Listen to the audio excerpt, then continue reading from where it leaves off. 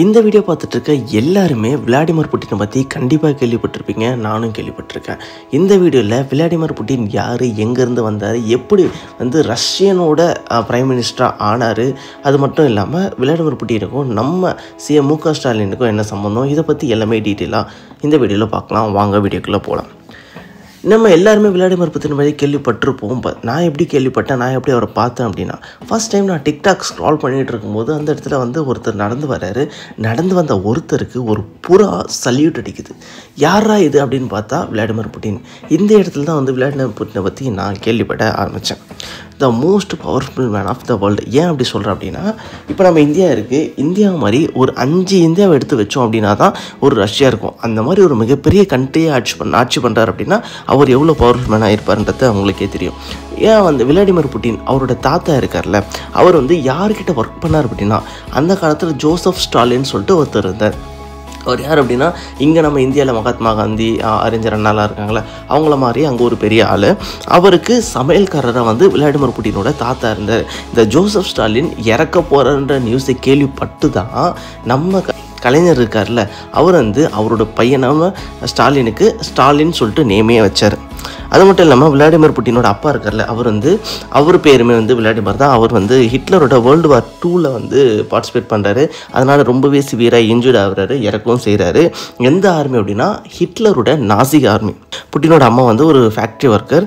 அவங்க என்ன பண்ணுறாங்க அப்படின்னா, விளாடிமிர் புட்டினோட அம்மாவுக்கு 3 பேர். புட்டின் மட்டும் இல்லாமல் ஆல்பர்ட் புட்டின் அண்ட் விக்டர் புட்டின்னு சொல்லிட்டு 3 பேர் இருக்காங்க.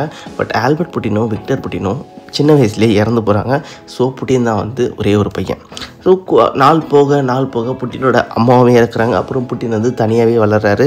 தனியாக வளர ஆரம்பிக்கிறாரு. அவர் சுற்றிவே ஃபுல்லாகவே ஸ்ட்ரெஸ்ஸு, ப்ரெஷரு, ரொம்ப ஃப்ரஸ்ட்ரேஷனாக தான் அவர் சின்ன வயசு எல்லாமே போயிட்டுருக்கு. அப்படி போய்ட்டுருக்கும்போது நிறைய பேர்கிட்ட சண்டைலாம் போட ஆரம்பிக்கிறாரு.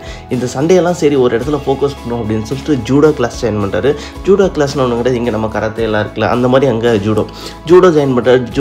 ஜூடோலேயே பிளாக் பெல்ட் வச்சுருக்காரு, 6th டிகிரி பிளாக் பெல்ட். இப்போ இருப்ப அந்த ஜூடோ அவர் ப்ராக்டிஸ் பண்ணிட்டும் இருக்காரு. ஸோ அதுக்கப்புறம் அவர் படித்து முடிச்சு வேலைக்கு போக வேண்டிய சுச்சுவேஷன் வருது. அந்த டைமில் நிறைய மூவிஸ், காமிக்ஸ் இதெல்லாம் படிக்கிறாரு. படித்து ஒரு ராய் ஏஜென்ட்டாக மாறணும் அப்படின்ற மாதிரி ஒரு தாட் அவருக்கு வருது.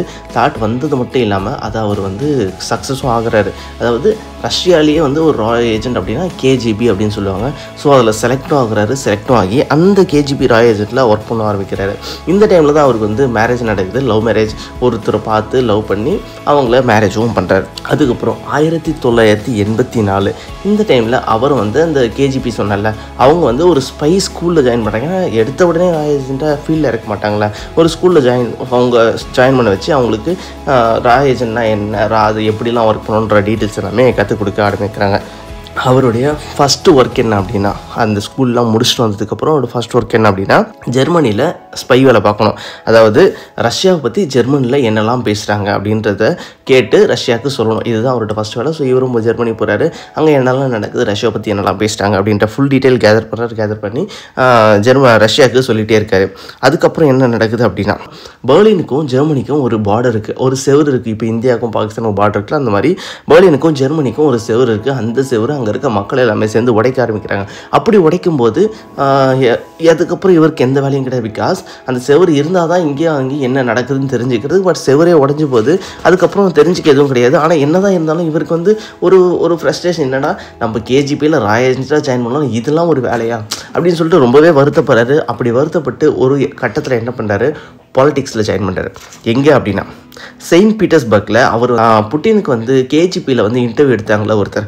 அவர் செயின்ட் பீட்டர்சனில் ஃபஸ்ட்டு மேயராக இருக்கார். அவர் கூட சேர்ந்து இவர் அவருடைய டெப்யூட்டி மேயராக மாறாரு இருக்கார். அதுக்கப்புறம் 1996 மாஸ்கோலேருந்து ஒரு கால் வருது, நீங்கள் மாஸ்கோ வரணும் அப்படின்னு சொல்லிட்டு. எதுக்காக அப்படின்னா, சோவியத் யூனியன்லாம் பிரிஞ்சு நிறைய கண்ட்ரிஸாக மாறிச்சு. அதில் ரஷ்யா ஒன்று. அந்த ரஷ்யாவில் ஃபஸ்ட்டு பிரசிடென்ட் ஒருத்தர் ஜெயிச்சிருப்பார். அவர் போரிஸ் எல்ட்சின்னு சொல்லுவாங்க அவர் நேமு. அவருக்கு கூட அசிஸ்டண்ட்டாக இவர் இருக்கிறதுக்காக இவர் அங்கே வர சொல்கிறாங்க. ஸோ அங்கே இவர் அங்கே போகிறாரு. போனதில் அந்த அங்கே இருக்க பிரசிடென்ட் மேலே எல்லாருக்குமே ஒரு அதிருப்தி தான் இருந்தது. எதனால ரொம்பவே ட்ரங்க் பண்ணுவார், அவர் ரொம்பவே குடிப்பார். அவர் பேர் ஃபுல்லாகவே ஒரு பேர் கெட்ட பேராக தான் இருந்தது. அவர் என்ன நினைக்கிறார் அப்படின்னா, சரி நம்ம இல்லைனாலும் இந்த இடத்துல நம்ம பேச்சு கேட்க ஒருத்தர் கண்டிப்பாக இருந்தே ஆகணும் அப்படின்றதுனால புட்டினை அவர் பிஎம் ஆக்குறார். செச்சன்யாவில் சென்சன் ரெபிள்ஸ் அப்படின்னு சொல்லிட்டு ஒரு படையினர் இருக்காங்க. அவங்க என்ன பண்ணுறாங்கன்னா ரஷ்யா மேலே வந்து ரஷ்யா பார்டரை வந்து அட்டாக் பண்ண ஆரம்பிக்கிறாங்க. அந்த சமயத்தில் என்ன நடக்குது அப்படின்னா 1999 ஆகஸ்ட் அந்த சமயத்தில் என்ன பண்ணுறாங்கன்னா இங்கே இருக்க ஒரு 30 பேர் வந்து இறந்து போகிறாங்க. எப்படின்னா வந்து அந்த சென்சன் ரெபிள்ஸ் வந்து பாம்பு போடுறாங்க. அதனால் ரஷ்யாவில் 30 பேர் இறந்து போகிறாங்க. ரஷ்யா மட்டும் இல்லை, மாஸ்கோ என்ன மாஸ்கோவில் யார் புட்டின் தான் வந்து பிஎம்மாக இருக்கார். ஸோ அவரால் அதை வந்து தாங்கிக்க முடியல. அதுக்கப்புறம் வந்து நிறைய பேர் பேச ஆரம்பிக்கிறாங்க. புட்டினும் மீடியாவுக்கு வர்றாரு. அது வரைக்கும் புட்டின்னா யார் என்ன எதுவுமே யாருக்குமே தெரியாது. இவர் இப்போ மீடியாவுக்கு வர்றாரு. மீடியாவுக்கு வந்ததும் என்ன சொல்கிறாருன்னா கண்டிப்பாக இதுக்கு நான் பழி வாங்குவோம் அப்படின்னு சொல்கிறாரு. வந்து இந்த பேட்டிக்கு அப்புறம் புட்டின்னா யார் என்னன்றது அங்கே இருக்க எல்லாருக்குமே வந்து தெரிய ஆரம்பிக்குது. அதுக்கப்புறம் என்ன பண்ணுறாருன்னா ரஷ்யா வந்து செச்சன்யா மேலே வார் எடுக்கிறாங்க. அப்படி வார் எடுத்ததில் கிட்டத்தட்ட 9000 பீப்புளை கொன்று செச்சன்யாவும் ரஷ்யாவுக்குள்ளே ஆட் ஆகிடுது.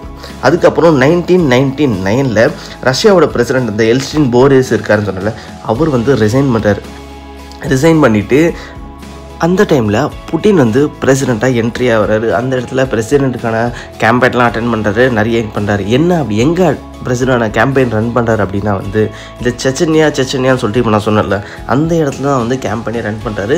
ஸோ புட்டின் ஜெயிக்க மாட்டாங்கன்னு சொல்லிட்டு நிறைய பேர் சொன்னாலும் அதே இடத்துல நின்று கிட்டத்தட்ட 45% மெஜாரிட்டியோட புட்டின் வந்து ஜெயிச்சு பிரசிடெண்ட்டாகவும் ஆகுறாரு.